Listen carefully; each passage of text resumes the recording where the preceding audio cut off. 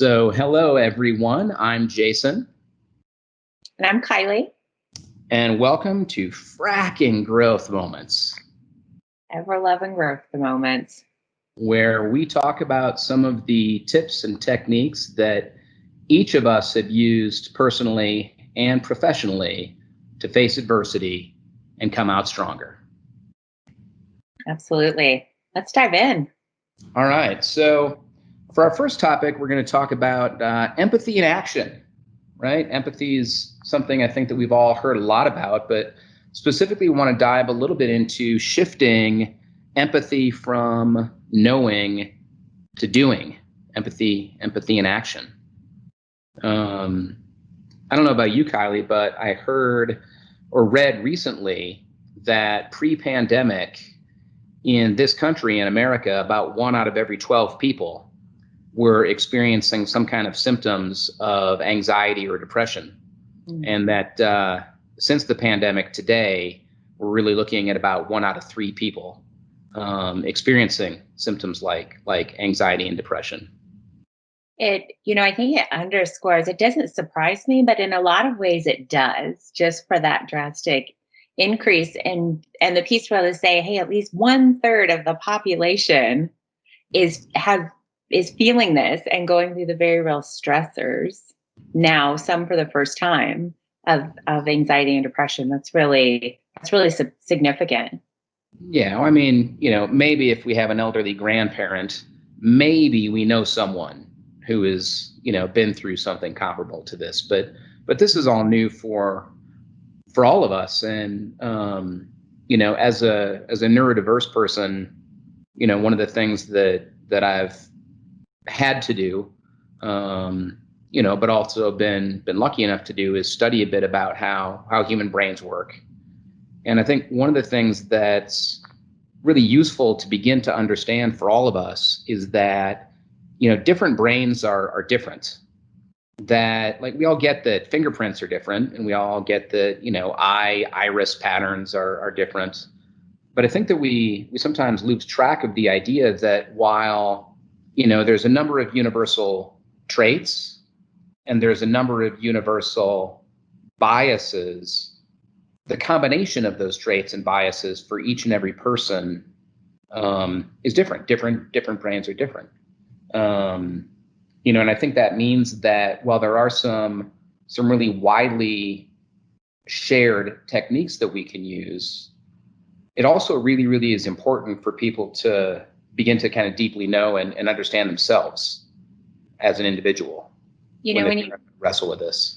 Yeah, when you say that, it pops to mind for me, that you probably know that Eleanor Roosevelt quote, and she states to the effect of that remember that you always have not only the right to be an individual, but the obligation to be one. And I think that for me hits home in the piece of being able to say that the way that each of us handle and respond and react and need to change to be able to address things that are happening around us or within us are all very personal. Oh, that's fantastic. I mean, I have to tell you, I love Eleanor Roosevelt. Very, very, very, very wise woman, at least when we look back at some of her quotes. Another one of my favorite ones is, this idea that you'll stop worrying what other people think about you when you recognize how rarely they actually do. Oh, that's just gold. Right? Isn't that a fantastic quote? Yes. And I think that's something that we can all get caught up in, is comparing ourselves to others or wondering what people might be thinking about us. Mm-hmm. Right? There's another wonderful quote. I don't know that it's Eleanor Roosevelt, but it's something to the extent that what other people think about you is none of your damn business. Yeah, I love that. Look, we crave normalcy. Yes. And we become attached to some kind of normalcy. But the reality is that there is no normalcy. Right. And, as we look for ways to manage our way through this kind of crisis, there's no right way. There's only an effective way, right? So for any of us, if we can let go of the idea that there's some right way or some secret that somebody else has, and just get like really, really practical and get really, really focused on like, what is the way that actually makes a difference for me, right? And to me, I think this is kind of at the heart of like having empathy from yourself, but moving it from feeling to doing, right? That you just have to try different things and figure out if it works. And don't be afraid to run experiments. And for God's sakes, don't be afraid to try something different than what you might think works for someone else. Yeah. Right? Because your brain is different than mine. My brain is different from almost everybody's. Right? I just happen to have a label that most people don't have. Most people have a label called neurotypical. But, you know, just because I'm on the spectrum doesn't mean that you're not.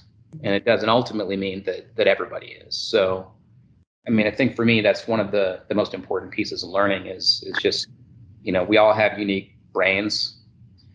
We all crave normalcy, but there's no right way, right? There's just your. And I feel that in the piece of some of that is just the skill of honing or candy to say, like, take a practice step back to look at things from a longer lens to help yourself see the patterns of what things are working for you and what things are not. And I love your point about experimenting. And when those experiments bring results that you didn't expect, instead of labeling that as failure, that kind of triggers some of that shame and guilt, instead of labeling it as failure, labeling it as an opportunity to learn. That was something that didn't work in the way I expected. Then refine that to try to get ultimately to the results that you're wanting. I think that practice of giving yourself some distance and some time to find patterns and experiment with intention, I think is such a key point. Oh, that's brilliant. Experiment with attention. It reminds me of the Edison quote, right? Where he talks about not failing 1,000 times to invent the light bulb, but discovering 1,000 ways to not invent a light bulb. Exactly. Such great perspective. And they don't work. No harm, no foul. You just now have gained the wisdom of what doesn't work. You know, and I think for me that kind of hits to this next idea. So if the first idea is that different brains are different, right? You touched on the word shame. And I think that's a really important word because it really highlights another kind of very universal human truth, which is feelings lie. Like if you are experiencing strong emotion, you, me, any person walking the planet in the past, in the present, in the future, strong feelings and clear thinkings do not coexist. Oh, it's not the truth. Right? Like we all understand this idea, at least we understand it intellectually, of being flooded with emotion or our thoughts being clouded with emotion, right? Which doesn't make it easy in the moment to recognize that your feelings are lying to you. And a very connected tendency in the human mind, you know, I think people throughout our company understand the power of storytelling. So here's what we all do. In the absence of complete information, and we never have complete information, right? We create a story. Mm-hmm. And when we create that story, we fill in the gaps. And we fill in the gaps with our fears and with our insecurities. Right? And that is especially true when we're flooded with these challenging feelings. Of uncertainty, of shame, of anxiety, of fear, right? Like, I think one of the things that we can think about as we're moving kind of empathy into action, I mean, feelings have value, but I think we would all benefit from trusting and relying on them a little bit less than maybe we instinctively want to.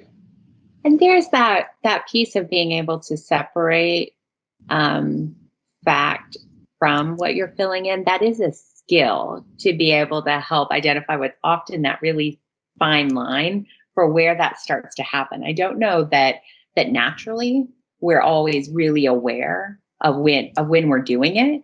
So it's something to practice and a skill to hone to be able to identify what is it that I know, what is it that I can prove factually, and where are pieces that I'm making assumptions, or where are pieces that I'm crafting a story. It is a skill to get there. I think not many of us are great at it from the start. Oh, you are 100% right that it's a skill, and you can almost practice a kind of 3-step process, right? Now the first step is almost the hardest part, which is like, wait, I have a feeling. Feelings lie. Let me pause. Like step number 1, you just have to recognize that you're experiencing this strong emotion. You have to remind yourself, okay, feelings lie. And then this sort of like second step is, so what is actually true versus what is just an assumption or a fear or an insecurity. Okay. And then I think the third step that becomes like so helpful is like our minds are desperate for a story. Right. So you automatically create that first story and you fill it full of your feels and insecurities. But if you can stop yourself and go, well, what other story could be true? Mm. And what other story could be true? And what other story might be possible? And to explore 3 or 4 or 5 different stories that could be true, that fit the facts. Mm. Yeah. And the things you actually know. And then of those stories, you can actually choose the one that seems most likely or seems most helpful. Mm-hmm. Do you find that, I think that getting comfortable asking some of those questions of ourselves and some of those questions of our stories, as well as helping other people to ask the same, is difficult to do? Oh, it's horrifyingly difficult, right? Yeah. It feels awkward. That's why it's an ever-loving growth moment. That's why. Yeah. Like if it's not uncomfortable, you're probably not growing. Right. And I feel that way that, no matter, as we talk about feelings lie, the one that we can always hold true through is the awkwardness of asking questions and making statements. And again, both of ourselves and of other people, just that no matter how awkward it is at any point, that it's still so important to be able to do. And it's only through that we really learn more about ourselves and how we can more effectively address, a situation. Oh my God, you're so right. And the word awkwardness it's such a beautiful word and such a like secretly beautiful feeling, right? Because like with practice, if you can just get comfortable with your own awkwardness, like it seems to me like you're well on your way of moving like empathy from something that you know about and feel to something that you do. 100% agree. And there's kind of that rush sometimes, I think, to be able to say, I want to get to the point of marking this as done. I want to have marked this as a lesson learned or a moment accomplished, or I'm done with this phase of growth, or I've experienced this piece. And we, I think, kind of rush to that. Let's be done with it, to help get out of that stage of awkwardness. That once you realize that in so many ways that middle school feeling of perpetually awkward will always be with you and should always, to a certain extent, stay with you. Oh, for sure. I mean, anytime I try and rush to the finish, I am inevitably painfully reminded that I'm not finished yet. Yes. Right? Just a painful reminder. So, we got 2 things now. Different brains are different and feelings lie. So next up, and I think this connects to, these feelings and the deception of the feelings, is this idea of tired, hungry, or in pain, right? And I know you're a mother and I'm a father, and I have to give credit to my daughter for helping me to this particular realization. Because I discovered just by paying attention and running experiments that if she was acting out, if her feelings had taken over, it was basically always like if kids are behaving badly, it's one of 3 things. They're tired, they're hungry, or somehow and in some way they are in pain, right? And that my job as a father is to figure out which of those three things it are, and like just apply so much empathy and help them come back to balance, right? Yes. Yes. And then, I don't know, one day I realized, I'm like, wait a minute. When grown-ups are acting badly,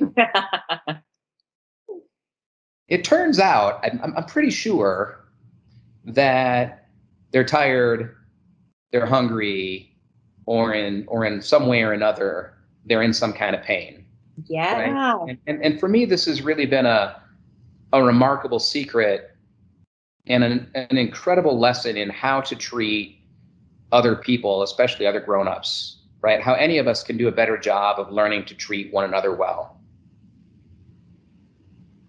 It is such a great unlock in being able to say, like, this is how you can assume they're wanting to do right things and they're wanting to be helpful and they're probably are trying to do that. And when it's showing up differently, there's a reason for that. Not because we're bad people, not because we're intending to be hurtful or mean or short or disengaged. But there's something behind it, and we can help each other for that and give some grace to each other as everyone works through it. Well, I mean, and it can get you out of so much. It can get you out of defensiveness, and it can get you out of fear, and it can get you to an empathy, a place of compassion and the ability to show empathy, right? Because like if someone's being a jerk, and they're going to be a jerk, I then have feelings. Those feelings lie. I tell myself a story. I fill it full of fears and insecurities that person has it out for me. Mm-hmm. That's not true. Right. What's actually true is that person hasn't slept for 2 nights for whatever reason. Yeah. Or they haven't eaten for 16 hours for whatever reason. Or they have some really difficult challenge going on in their life that I have no idea about. Mm-hmm. And they, just like me, are doing the damn best that they can. Yes. And so rather than being defensive, trying to blame them, trying to justify my own defensiveness, mm-hmm. I can just remind myself, like tired, hungry, or in pain, mm-hmm. like how can I treat this person well? Right. Yeah. It's such when you say it that way, Jason, I also love it. Sometimes we think about empathy in the big moments when we're in the middle of a crisis or we know of something significant that's happened. But sometimes it isn't top of mind for us in those small moments in the conversation, or when we're trying to get work done together, or when we just need to help each other in the small. And I think that habit that I hear from you of kind of the constant reminder of, when I be tired, hungry, or in pain, just spurs for me that it's many small actions, many times, that ultimately build our empathy for each other and help us all get through difficult circumstances, no matter how big or small. 100%, especially when we know for sure that their brain is different than ours. Yes. Right. So I think that's it for today, right? Like, what are some things that we can think about to move empathy from knowing to doing? You know, I think we all do well to remind ourselves that different brains are different. We're all going to experience it differently. That feelings lie, and we are inevitably going to fill ourselves with stories that are more about us than they are about other people. And that at the end of the day, we really have an opportunity to treat each other well when we recognize that, like, most bad behavior is really pretty much about, you know, different human beings just trying to make their way. Yes, absolutely.